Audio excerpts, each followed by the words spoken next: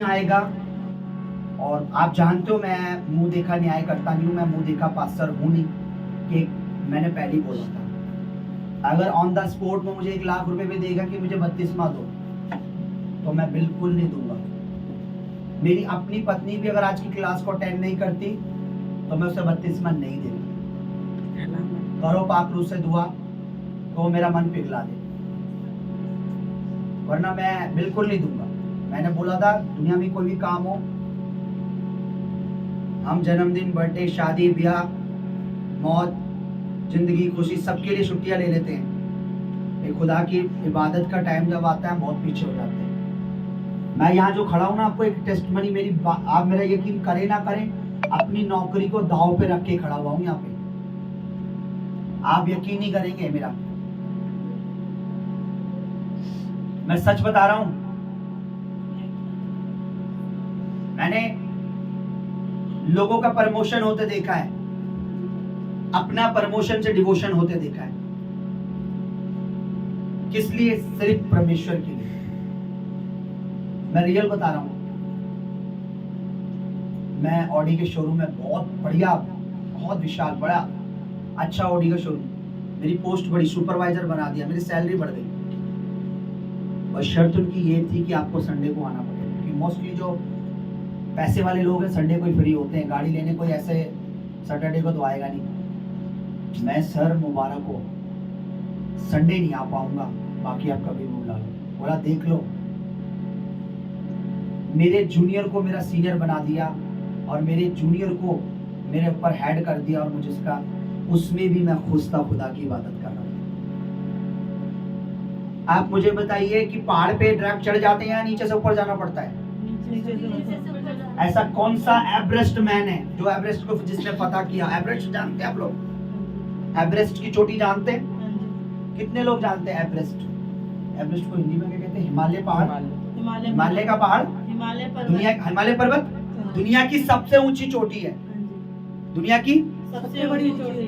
उसको फतह करना है। फतेह का मतलब उस पर चढ़ना लोग चैलेंज मानते हैं अपनी जिंदगी का, और बहुत कम इक्का दुक्का लोग हैं जो उसकी टॉप पर पहुंच पाए।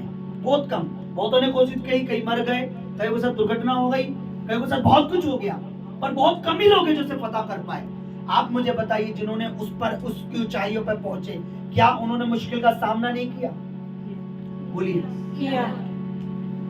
हम उनके मेडल देखते हैं, वाहवाही देखते हैं, उनकी तारीफ देखते हैं, पर उनका संघर्ष, वो वहां तक पहुंचने के लिए उन्होंने क्या किया? आपको पता है एवरेस्ट की चोटी पे ऑक्सीजन नहीं है, दम घुटता है, वहां पे बर्फ है, जानवरों का खतरा, सारे खतरे पार करके जब वो फतह करते हैं ना, तब उन्हें गर्व होता है, घमंड होता है कि मैं वो शख्स हूं जो इतनी ऊंचाई पर आ गया। हर कोई क्यों नहीं चढ़ पाता पता है? आज मसीह में लोग बहुत कुछ मांगते हैं, और मैं आपको लिख के देता हूं, आप मुझे खुदा का, परमेश्वर पिता का झूठा नबी बोल देना, झूठा दास बोल देना, फेकू बोल देना, आज परमेश्वर वो सब दे सकता है जो अंबानी के पास है, जो मोदी के, किसी के भी पास है जो।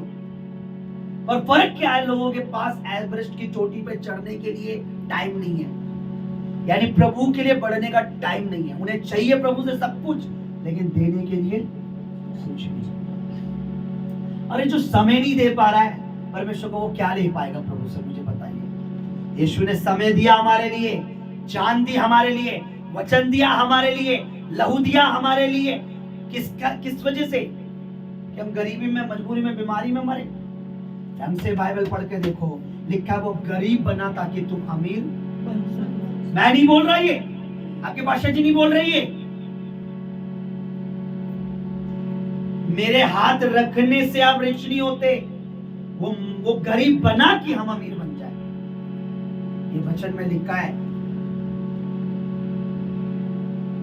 तो अपना टाइम इंपॉर्टेंट समझो। आज की क्लास कोई नॉर्मल नहीं है। काफी समय से मैं प्रभु से प्रार्थना कर रहा हूं उस क्लास के लिए, काफी समय से। मुबारक है जो यहाँ बैठे हैं, के लिए बैठे हो, खुदा तुम्हारे लिए खड़ा रहेगा। आमीन। मैं रियल बता रहा हूं, मेरी मेरी वाइफ ने आज दर्शन देखा, खुदा ने इसको दर्शन दिखाया। कल रात को हम प्रेयर कर रहे थे, परमेश्वर ने इसे दर्शन दिखाया मेरे लिए, मेरी दीवानगी बताई। सुबह जब ये दर्शन बता रही थी तो मैं रो रहा था कि मैं अंदर से क्या हूं, प्रभु दर्शन में दिखाता है, क्योंकि बाहर से तो किसी को प्रभु का दास नजर भी नहीं आता। तो ये आज सुबह मुझे जब दर्शन में मैं रो रहा था कि वास्तव में जो मैं अंदर से हूं, प्रभु ने इसे दिखाया है वो कि मैं क्या हूं।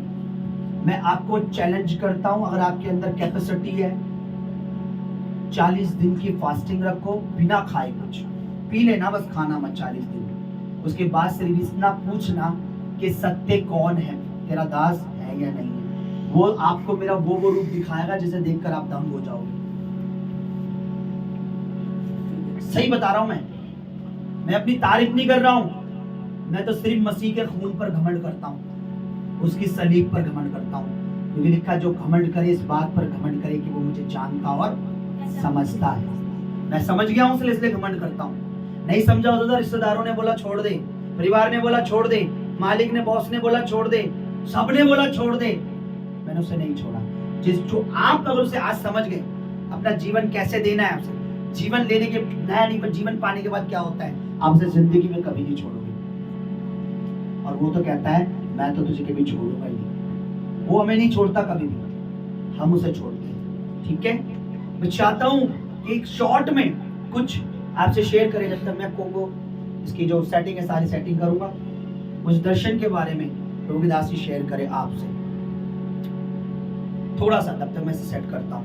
मैं आपको जल्द ऐसे प्रभु ने मुझे दर्शन दिया था, सपना दिया था कि सेवा का, जब मेरे पास कुछ नहीं था, वो पूरा हो रहा है। तो ये परमेश्वर ने जो दिखाया है, ये ध्यान से सुनिए, ये परमेश्वर की योजना है।